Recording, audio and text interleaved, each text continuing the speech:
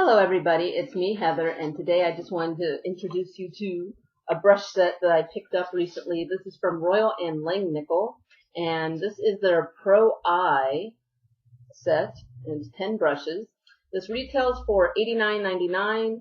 Royal and Langnickel do offer a pro discount. I applied, and once I got approved, I did go ahead and purchase this using my pro discount, so definitely worth checking out.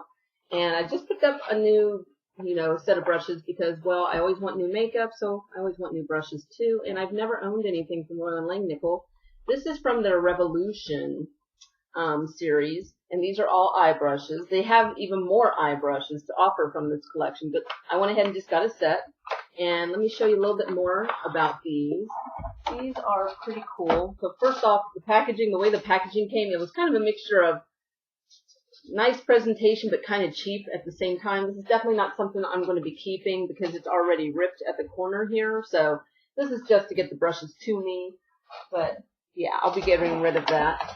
First off, one thing I noticed that the brushes, and let me just go ahead and pull these out, is I love the way they feel. They have, I think they call it something like soft touch technology, but they're basically rubberized handles.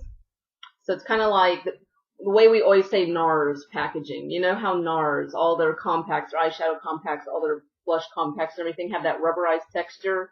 For those of you that don't own anything from NARS, if you own anything from Urban Decay, the Urban Decay Naked Basics eyeshadow palette has that rubberized texture. That's how these feel. So they're really soft, really rubberized. I really like that. The metal in the ferrule is titanium, which is nice, so it should be long lasting. These work great with liquid. Sorry, my dog's doing his usual Shar-Pei shake. So these work great with liquid as well as powder-based products and even creams. So they are synthetic fibers, so no animal cruelty here. That's always good. And just one thing I noticed, but this was my fault, totally my fault, and it's just a couple of the brushes here, totally my fault. These are water resistant. It's okay if you run them under running water whenever you're shampooing them, cleaning them. That will be fine. That will not damage the handles or anything. But honestly, I've been using, I do a combination of deep cleaning once a week and every once in a while instead of like doing my usual spot cleaning. And if I'm not at the point where I'm going to be shampooing them yet, sometimes I'll go ahead and use some brush cleaner. But a lot of the times I honestly don't use a fancy brush cleaner. Let me just get this out of here.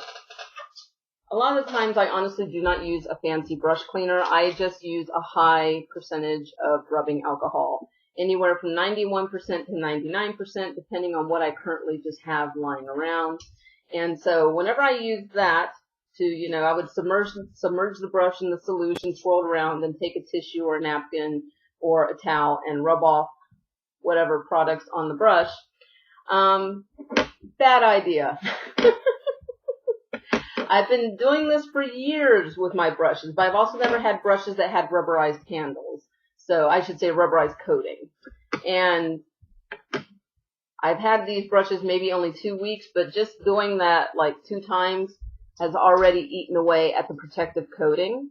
So these brushes are awesome, but whatever you use to clean them, if you use a brush cleaner, make sure it has a low alcohol or no alcohol content because it will cause the protective coating on here to deteriorate. So that was my bad, my mistake.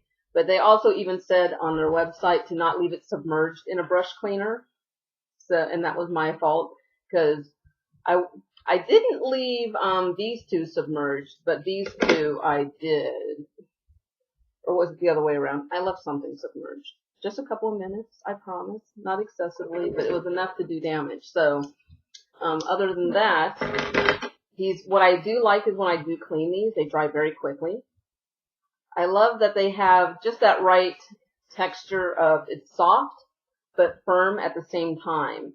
So, and I love this brush. This is actually one of my favorites because a lot of times when I use a crease brush, they're usually this size. So I have 2 crease brushes in here. I have this crease brush.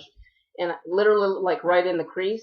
These are usually too small for me. I have a lot of lid space. So it's like even though it goes right in my crease, I have to bring it up to achieve the look I want. So it takes longer, just applying more color, building it up, bringing it up. And this one's just so much bigger that it gets it done so much faster, and it already touches up where I usually bring my color. So I like that a lot.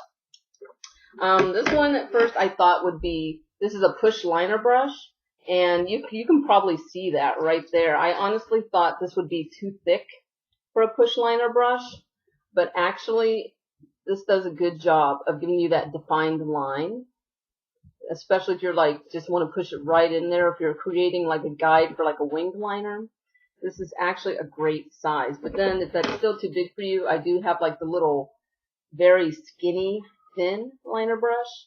But long story short, I'm not going to go sit here and go through each brush. That might be a little annoying for you guys, might be a little boring. But I just wanted to introduce these brushes. I will be using these quite frequently in future videos. I really do like these. I do recommend them. I'll leave a link to the website down below. And also, I am an affiliate because I do like these. I decided to go ahead and sign up for their affiliate program as well. So I'll leave a link to that down below. Sometimes I'll have coupons and stuff to share with you guys. So if you're interested in these. But yeah, I will be adding more of these to my collection. And I promise I will take better care of them. I will keep them away from rubbing alcohol, as you should do as well with these brushes. But any other brushes I've ever had, I've always cleansed occasionally with rubbing alcohol, and that's not been a problem. But again, I've never had brushes that had a rubberized coating on the handle. So, you know, it's a lesson learned. As long as you don't do what I did, these will be fine. Okay, so if you guys like being introduced to new like brush lines, or this is not a new one that's new to me, but if you like being introduced to brush lines, go ahead and thumbs up this video, and I'll keep them coming as I discover them for myself to share with you. Feel free to follow me on Instagram and Twitter, and I'll see you guys in the next video.